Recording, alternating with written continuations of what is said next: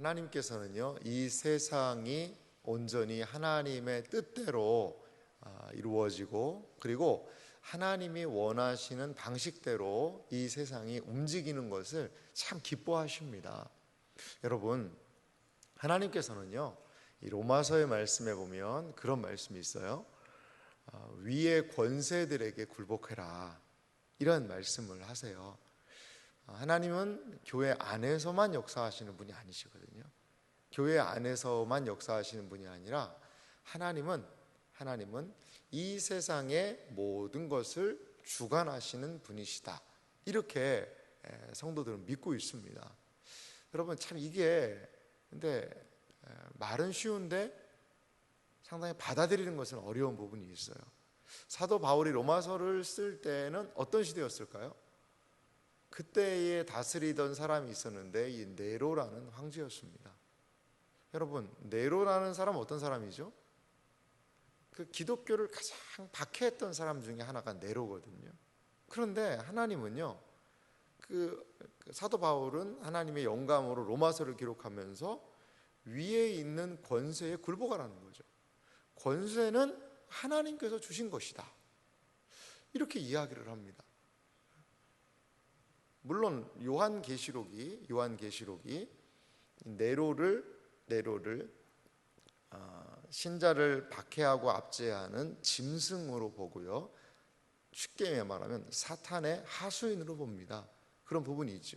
그것은 어떤 의미냐? 타락한 권세입니다. 하나님이 네로에게 부여하신 그 나라를 다스리는 권세를 가지고 그것을 타락시켜서 사용한 거죠. 타락시켜서. 하나님께서는 교회만을 다스리시는 것이 아니라 이 세상의 권세를 또 하나님께서도 주관하고 계시다라는 거죠. 자, 다시 오늘 본문에 이 구약 레위기 그 배경, 시내산 아래로 우리가 가보면요, 이 시내산 아래에서 이스라엘 백성에게 주신 이 말씀은 사실 어디에서 실천하라는 말씀이죠? 가나안 땅에 들어가서 살아가는 방식입니다. 제가 여러분에게 한번 물어볼게요. 한 사람의 신체를 구속할 수 있는 노예 제도라는 것, 이게 잘못된 제도입니까? 아니면 그냥 그렇게 해도 되는 제도입니까? 아니, 똑같은 사람인데 왜 사람을 돈을 주고 사고 팔고 노예로 부리고 종으로 삼고, 그건 있을 수 없는 일 아니겠어요? 그러면 하나님께서 이 이스라엘 백성들에게 너희는 가나안 땅 들어가면 모든 노예를 해방시켜라, 이제 그 땅에선 종 없다 라고 이야기하지 않으셨을까요? 신약에 가보면 바울이요, 이렇게 얘기를 해요. 바울이 노예제도는 잘못된 것이니까 노예제도를 다 없애라 라고 하지 않습니다. 노예를 뭐라고 이야기하냐면 형제같이 여기라고 그래요. 그리고 노예들에게도 종에게도 복음을 전해주래요.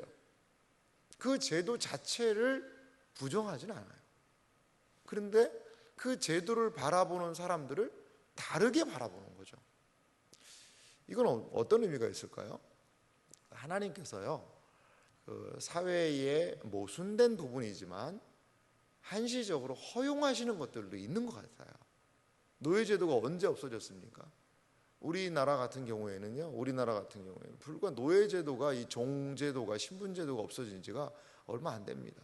19세기 초에 들어와서 그때에서 19세기 말 정도에 돼서 20세기 근자죠. 일제시대 그 이전까지도 노예제도가 있었지 않습니까? 종제도가.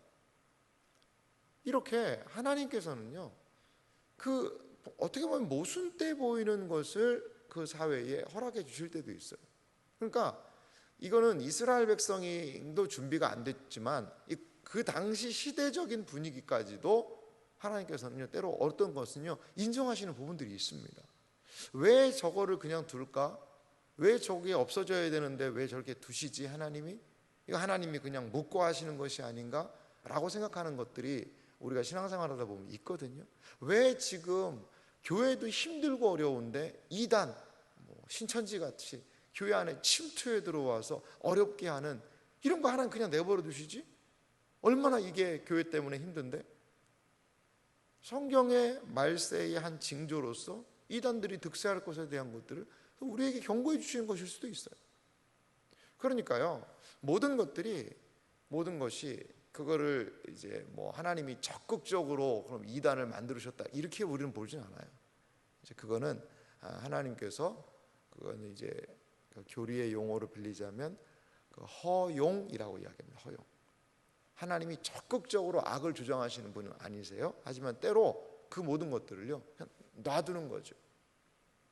마치 애굽의 바로가 이스라엘 백성들을 괴롭히고 자신의 모든 악함을 드러내지 않습니까? 그건 뭡니까? 하나님이 허용하시는 거죠. 그래서 그의 모든 악이 드러나고 그가 악할지라도 하나님의 권능이 얼마나 강하신지를 나타내는 것, 이것이 하나님의 방식이기도 하다라는 겁니다. 레위기 25장은 가장 중심에 있는 내용이 무엇이냐? 희년이라는 겁니다. 희년.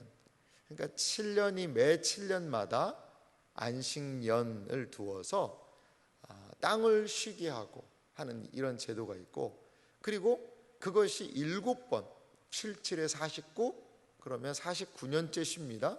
근데 50년째까지 그는 2년을 쉬라는 거죠. 그래서 이 희년이라는 50년째 제도는 뭐냐면 종들을 다 해방시켜 주라는 거죠.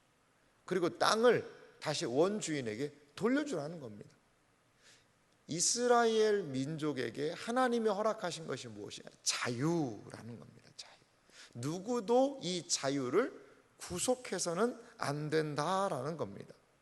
그러면서 오늘 본문에 보면 이 노예 제도에 대한 것을 마지막 55절까지 계속적으로 이야기하고 있는데요. 39절 말씀 한번 시작절이니까 보실래요? 너와 함께 있는 내 형제가 가난하게 되어 내게 몸이 팔리거든 너는 그를 종으로 부리지 말고 품꾼이나 동거인과 같이 함께 있게 하여 희년까지 너를 섬기게 하라. 너와 함께 있는 형제가 가난하게 돼. 그러니까 이스라엘 백성들끼리죠. 백성들끼리 이 신체가 구속을 당해서 이 뭐 가난하게 되어 가지고 너무나 빚을 진다든지 그런 갚을 게 없으면요 몸으로 빚을 갚아야 되거든요. 그러면 종이 되는 겁니다. 그래서 그 집에 들어가 살아야 되는 거예요. 그러면 그냥 종같이 부리지는 말고 품꾼처럼 여겨라. 그래서 동거인처럼 해서 어디까지? 희년까지는 섬길 것이다. 왜 그러면 같은 동족에게 이렇게 해야 됩니까? 42절은 이렇게 말해요. 그들은 내가 애굽 땅에서 인도하여 낸 내 종들이니 종으로 팔지 말 것이니라. 애굽 땅에서 자유를 줬다는 거죠. 애굽 땅에서는 모두가 종이 되었잖아요. 모두가 다 그 자유를 제한받고 살았지만 거기에서 하나님께서 출애굽 시키신 것은 그냥 애굽에서 단순히 구원받았다 이런 개념만이 아니라 종되었던 곳에서 해방을 시켜주셨다는 의미가 있어요. 그래서 같은 동족은 종으로 삼지 말아라 라고 이야기하고, 그러면 누구를 종으로 삼아야 되느냐? 44절 내 종은 남녀를 막론하고 내 사방 이방인 중에서 취할지니 남녀 종은 이런 자 중에서 사와라. 이방인들 그리고 또한 이스라엘 안에 기거하고 있는 거류하는 동거인, 거류하는 사람들, 거류민들, 이런 사람들 중에서도 종을 사올 수 있다. 이렇게 말씀을 하고 계십니다. 여러분, 이스라엘 동족 안에서는 사실 신부는 종입니다. 신부는 종이에요. 왜냐하면 꾸었든지 재산적인 그런 부분이든지 돈을 갚지 못하면 종으로 들어가야 되거든요. 근데 종과 같이 여기지 말고 품꾼처럼 여기라는 거죠. 품꾼처럼. 그리고 정말 내 소유로서 소유물로서 인정하는 거는 이방인 종을 사다가 그렇게 할 수 있다라는 거예요. 그리고요 47절은 좀 다른 케이스인데요. 47절 말씀은 비슷해 보이지만 좀 달라요. 이런 부분입니다. 만일 너와 함께 있는 거류민이나 동거인은, 이 거류민 동거인은요, 외국 사람들 얘기해요. 이스라엘 땅 안에 들어와서 정착하고 자리 잡은 사람들입니다. 근데 이 사람들이 부유하게 되었고, 그와 함께 있는 내 형제는 누굴까요? 이스라엘 민족이겠죠. 가난하게 되므로 그가 너와 함께 있는 거류민이나 동거인 또는 거류민의 가족의 후손에 팔리면, 그러니까 이스라엘 땅 안에 들어와서 살고 있는 사람들이 부자가 돼가지고요, 이스라엘 사람을 종으로, 뭐 채무 관계나 이런 것 때문에 그 사람들 안에, 외국 사람들 안에 종으로 살이를 할 수가 있다는 거죠. 그렇게 되면 어떻게 하라는 거예요? 니들이 좀 빼주라는 거죠. 빼주고 그 땅에 있는 외국 사람이라 하더라도 언제에는요, 이 사람들 놔주라는 거죠. 희년이 되면 그 연수 다 계산해서 놔주라는 거예요. 희년이 되면. 이렇게 이스라엘 공동체 안에서 어떻게 종에 대하여서 대우해야 할 것인지, 노예제도 자체를 부정하지는 않으세요. 하지만 그 노예제도를 인정을 하지만 거기 안에서도 이방의 다른 민족들과는 종들, 노예들을 다르게 대우하라는 겁니다. 다르게. 그래서 어떻게 하라는 거죠? 그 가나안 땅은 어떤 곳이냐 이거죠. 이 가나안 땅 안에 하나님의 무엇이요? 헤세드의 은혜가 임하는 땅이 되게 하라는 거예요. 억울한 사람이 없고, 땅 문제 때문에, 여러 가지 어려움 때문에 그 가나안 땅은 비록 그 세계의 일원이고 고대 근동의 똑같은 땅같이 보이지만, 하나님께서 하나님의 헤세드의 은혜가 그 땅 가운데 미치는 것을, 그 땅을 위한 무엇까지도요, 제도까지도 두어서 하나님은 만들기를 원하신다는 겁니다. 만들기를 원하신다는 거예요. 이런 이야기가 얼마나 우리 시대와는 먼 이야기입니까? 뭐 우리 시대에 희년이라는 제도를 과연 도입할 수 있을까요? 쉽지만은 않을 거예요. 모든 빚 다 탕감해주고, 땅 산 것도 다 옛날로 50년 전으로 복귀시켜주고, 여러분 이게 말이 안 되지 않습니까? 이 자본주의 사회에서, 내 것이 강조되는 시대에서 이게 말이 됩니까? 아니 이거 내가 돈 주고 샀는데 그럼 뭘 돌려줘? 아니 이 땅은 내가 돈 주고 샀고 쓰고 있는데 뭘 돌려줘?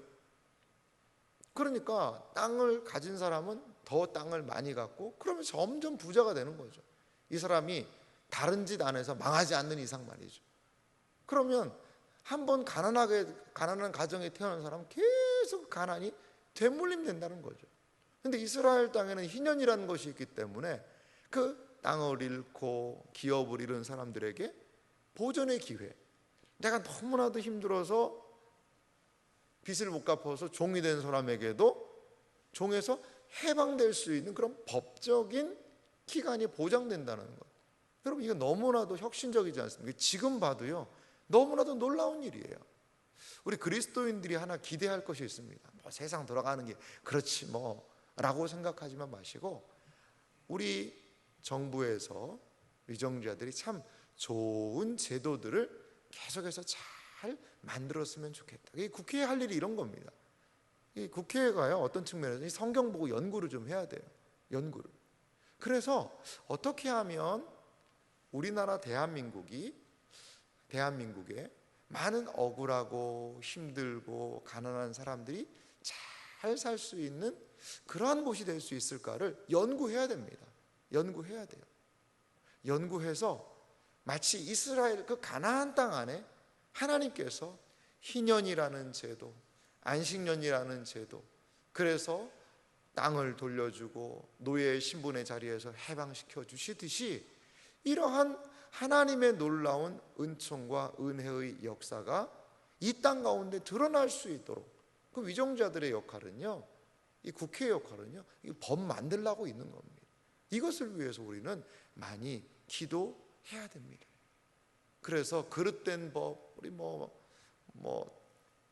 평등법이라든지 이런 이러한 여러 가지 인권이라는 것을 빙자해서 인간의 그릇된 자유를 막 너무나도 보장하는 이러한 것들은요, 우리가 그런 입법되는 것을 반대해야 되죠. 하지만 정말 사람들을 위해서 돌아보고 섬기는 것들이, 그러한 법들이 잘 입법되어서 비록 21세기고 여러 연약함들이 있어요. 하지만 이 나라가, 이 땅이 하나님께서 조금 그래도 억울한 사람들이 없게 하는 그러한 법들이 이 땅 가운데 좀 나타나야 되지 않겠는가. 이게 성경의 정신입니다. 이것이 이 3500년 전 이스라엘을 통하여서 하나님이 주신 그런 은혜예요. 또한 우리는 이러한 말씀들을 보면서 하나님께서 우리의 진정한 해방자가 되실 수 있다는 것을 또한 기억하는 것 같아요.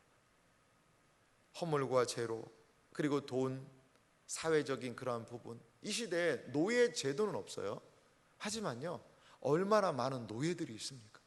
노예처럼 살아가는 사람들이 많아요. 돈 때문에 신체 포기 각서를 막 쓰게 하는 그러한 어두운 사람들이 많이 있어요. 이 시대에도 얼마나 많은 사람들이 종처럼 살아갑니까? 노예로 살아갑니다. 무엇 때문에요? 돈 때문에 말이죠.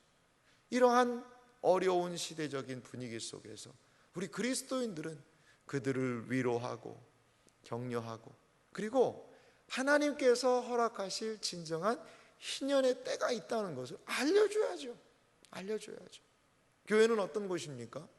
교회는 참된 은혜와 참된 사랑을 가지고 하나님의 해방시키시는 희년이 무엇인지를 보여줄 수 있는, 그 교회는요, 희년의 공동체가 되어야 돼요. 여기 교회 안에는요, 종도 없고요, 그리고 종이나 자유인이나 노예나 남자나 여자나 그리스도 안에서 하나다라고 사도 바울 선생님이 이야기해 주셨듯이 사회적인 신분 고하, 가난하고 부유하고를 막론하고 함께 어우러져 살 수 있는 희년의 공동체가요, 교회예요. 교회가 이걸 상실하면 그리스도께서 피 흘려 죽으신 그 보혈을 어떻게 보면 너무나도 가볍게 여기는 일일 수 있어요. 하지만 교회도 연약함이 있죠. 최종적인 우리 신자들의 희년은 언제 경험될까요? 새하늘과 새 땅의 은혜가, 저는 희년의 놀라운 은혜의 역사라고 봐요. 거기에는 진정한 우리의 모든 것들이 새롭게 되어서 하나님 안에서, 그리스도 안에서, 성령 안에서의 온전한 자유를 경험할 수 있는 그곳, 참된 희년의 곳 아니겠어요? 사랑하는 성도 여러분, 오늘 레위기의 이 말씀은 뭐 이런 거 지금 없는 건데 뭘 우리가 지금 이 시대에, 이 발달된 시대에 이걸 읽어야 되나라고도 볼 수 있겠지만, 어제도 말씀드렸지만 예수님의 첫 설교가 뭐라고 그랬죠? 희년에 대한 설교라고 그랬습니다. 이사야서에서 희년에 대한 말씀을 누가복음이 인용하고 있거든요. 이사야의 글을 들으니까 그 부분을 읽고 희년을 선포하시면서 시작하시거든요. 그리고 종에서부터의 해방은 예수 그리스도께서 십자가에 죽으셔서 그 죄의 종되었던 우리를 해방시킨다는 개념이 있거든요. 이거는요, 상당히 구약 본문이지만 신약적으로도 그렇고 우리의 미래적으로도 그렇고 중요한 부분이에요. 그렇습니다.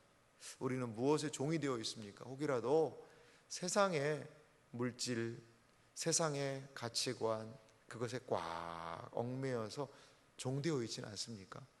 그 모든 것들을 그리스도 안에서 새롭게 봐야 되고요, 그리스도 안에서 털 것들은 털어버려야 되고요, 교회가 희년의 공동체, 주님 안에서 자유를 선포하고, 그리고 우리의 온전한 희년의 날을 바라보는 구속의 공동체로 교회는 살아야 할 줄 믿습니다. 그리스도께서 허락하신 놀라운 은혜와 은총의 역사를 붙들고 나아가는 희년의 사람들이 되시기를 주님의 이름으로 소망합니다.